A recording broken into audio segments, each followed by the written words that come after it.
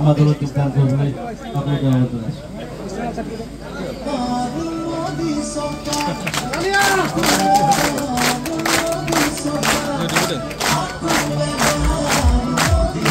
আমি ডিব্ৰুগড় জিলা অফিচে অধ্যক্ষ কিন্তু চৰকাৰ ডাঙৰীয়াকো আগবাঢ়ি আহি আমাৰ আনুষ্ঠানিকভাৱে দলত যোগদান কৰিবলৈ অনুৰোধ জনাইছোঁ।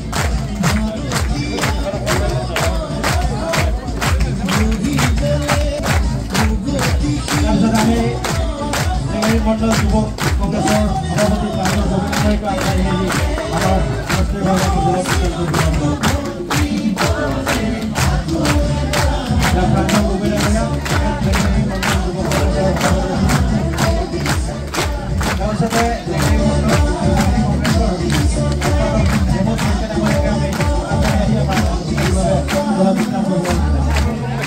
সকলোৱে আত্মীয় একেলগে অনুৰোধ জনাইছোঁ।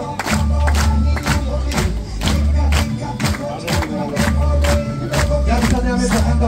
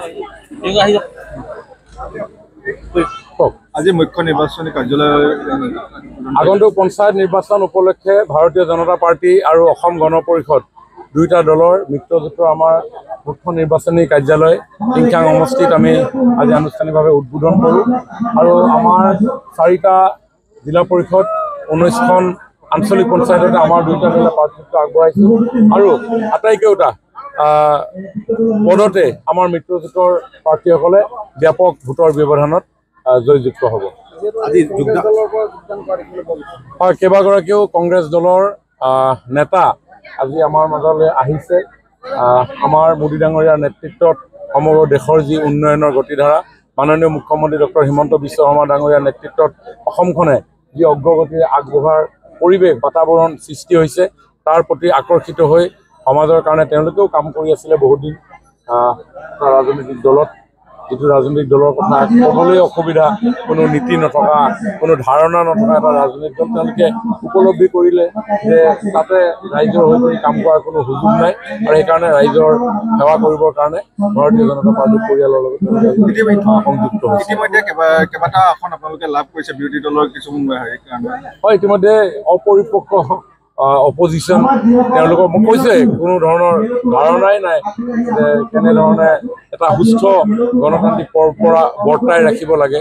গতিকে তেওঁলোকে ক'ৰবাত মহিলা জেগাত পুৰুষ দিছে, 21 বছৰ বয়সৰ জেগাত 20 বছৰীয়া মানুহ দিছে, বিভিন্ন ধৰণৰ তেওঁলোকৰ বিসংগতিৰে এই নিৰ্বাচন চলাইছে। কিন্তু আমাৰ কথা তেনেকুৱা নহয়।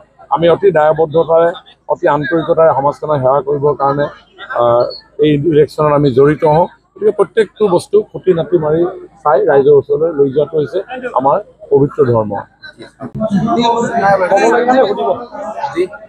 বিজেপি দলক আপোনালোকেতো জানেই, আচলতে বৰ বিশেষ আজিৰ দিনটোতে নকওঁ, তথাপিতো দুটামান কথা আপোনালোকৰ আগত স্পষ্ট কৰি দিয়াটো ভাল। যিহেতু মই প্ৰথমে নৰেন্দ্ৰ মোদী ডাঙৰীয়াৰ যি সবকা সাথ, সবকা বিকাশ আৰু সবকা বিশ্বাস এই নীতিৰ প্ৰতি আকৃষ্ট হৈ আচলতে মই ভাৰতীয় জনতা পাৰ্টিত যোগদান কৰিছোঁ।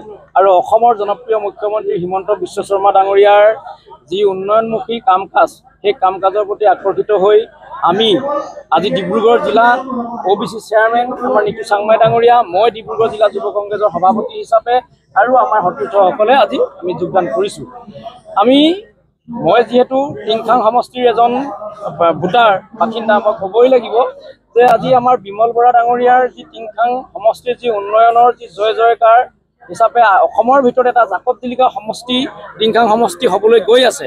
এই তেখেতৰ সহযাত্ৰী হ'বলৈ মই আচলতে আজি তেখেতলোকে আঁকোৱালি লৈছে আৰু সেই বিমল বৰা ডাঙৰীয়াৰ যি উন্নয়নৰ টিংখাং সমষ্টিৰ যি উন্নয়নৰ খনিকৰ যিটো ৰূপ, সেই ৰূপৰ প্ৰতি মই সম্পূৰ্ণ নিজকে সমৰ্পিত মনোভাৱেৰে আকৃষ্ট হৈ আৰু সমৰ্পণ কৰিবৰ বাবে মই আচলতে ভাৰতীয় জনতা পাৰ্টীত আজি যোগদান কৰিছোঁ। আমি বৰ্তমান ডিব্ৰুগড় জিলা OBC চেয়াৰমেন আৰু মই যোগদান কৰিছোঁ। আমি কাইলৈৰ পৰা প্ৰতিটো এৰিয়াত আমাৰ সতীৰ্থসকলে যোগদান কৰিব। আজি অলপ খৰধৰ অকস্মাত আমি এই যোগদান কাৰ্যসূচী ল'ব লগা হোৱাৰ কাৰণে আমি সতীৰ্থসকলৰ লগত অকণমান অসুবিধা, যোগাযোগটো হেৰি হৈ গ'ল, সেইটো কাৰণে আমাৰ সতীৰ্থসকল থাকি গ'ল। আমাৰ অসম প্ৰদেশ যুৱ কংগ্ৰেছৰ স্প'ক পাৰ্চন আছে আমাৰ লগত জইন কৰিব লগা, এনেকৈ যথেষ্ট আৰু এনেকুৱা বহুত আৰু নেতৃস্থানীয় ব্যক্তি আছে, তেখেতসকল আমাৰ লগত আহিব আৰু সকলো এককভাৱে আমি ভাৰতীয় জনতা পাৰ্টীক সবকা সাথ সবকা বিশ্বাস আৰু সবকা বিকাশ নীতিক আমি সমৰ্থন কৰিবৰ বাবে আচলতে আমি ভাৰতীয় জনতা পাৰ্টীত যোগদান কৰিব। বিগত সময়ছোৱাত আপোনাক দেখা গ'ল এজন সক্ৰিয় হয়, বিশেষকৈ এটো মুণ্ডাৰ লগত ঘনিষ্ঠভাৱে লাগি থকা আৰু নিৰ্বাচনটো আপুনি গুৰুত্বপূৰ্ণ ভূমিকা লৈছে। এইবাৰ আপুনি নাই যিহেতু কেনেধৰণৰ প্ৰভাৱ পৰিব? নাই, সেইটো মই থাকিলেও নাথাকিলেও দল চলি থাকিব, কিন্তু কংগ্ৰেছ দল বৰ্তমান জিকিব নোৱাৰা এটা পৰিস্থিতিত গুচি গৈছে। যিহেতু টিংখাং সমষ্টিটো আৰু 50 বছৰলৈ সম্ভৱ কংগ্ৰেছ দলৰ বিধায়ক আৰু সম্ভৱ জিকিব নোৱাৰে। ডিব্ৰুগড় জিলাতো এজন বিধায়ক জিকিবলৈও এতিয়া চিন্তা কৰিব লগা এটা বিষয় আহি পৰিছে। যিহেতু এতিয়া কংগ্ৰেছ দলটো এনেকুৱা এটা দলত গুচি গৈছে, এনেকুৱা এটা পৰ্যায়লৈ গুচি গৈছে, গোটেই ইজনে সিজনৰ ওপৰত মাত্ৰ কোনোবা ষ্টেট কমিটি লিডাৰ আহিলে বা চেণ্ট্ৰেল কমিটিৰ কোনোবা যি লিডাৰ আহে, ইজনে সিজনৰ ৰিপৰ্ট দিয়াত, ইজনে সিজনক লেং মৰাত, এনেকুৱা নীতিৰে বৰ্তমান কংগ্ৰেছ দল চলি আছে। আৰু সেইকাৰণে মই ভাবিছোঁ কংগ্ৰেছ দল আৰু অসমত চৰকাৰ অহাটো সম্পূৰ্ণ অগোচৰ। ধন্যবাদ।